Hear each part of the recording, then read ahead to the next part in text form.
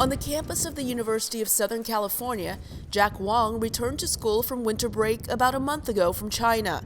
If he had waited, he may not have been able to return because of the coronavirus travel ban.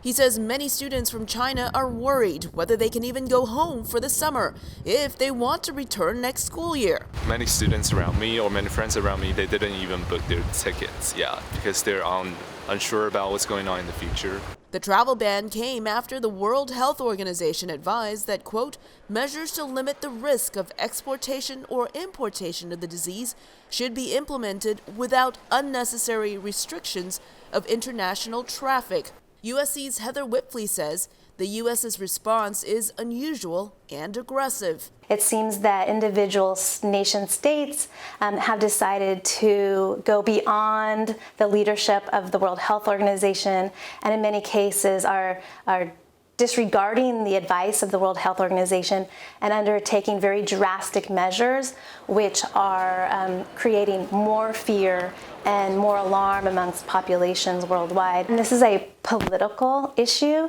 so there may be other reasons why the United States would want to isolate or scapegoat China. It will have economic consequences on the country, it could have political consequences on the country, which may be somewhat in line with our current administration's attitudes and approach towards China right now. But there are some people who think the travel ban is a good idea, including USC student Leo Yang from China. It's a good idea, keep virus from U.S. That's a reasonable choice. While the travel ban gives Yang some comfort, other students afraid of getting sick wear face masks.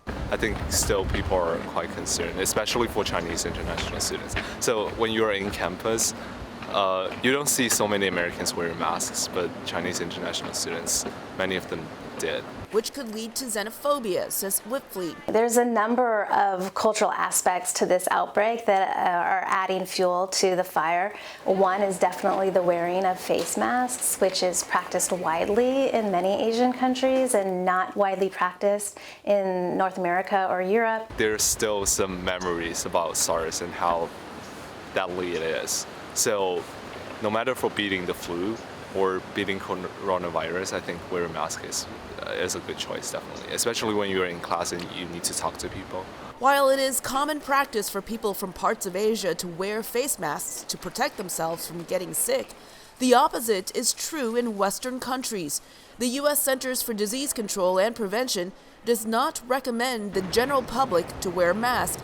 It only advises people who have the coronavirus to wear one. Yang is a bit fatalistic about the outbreak. If I am in China, I wouldn't be that much worried, Life goes on, stuff happens. If you get virus, it just happens, right? And also, it's not that deadly, I think. But it's still, I'm still lucky to be here in the U.S. to not have the virus affecting me. Health experts say so far, most people who have contracted the coronavirus do get well. Elizabeth Lee, VOA News, Los Angeles.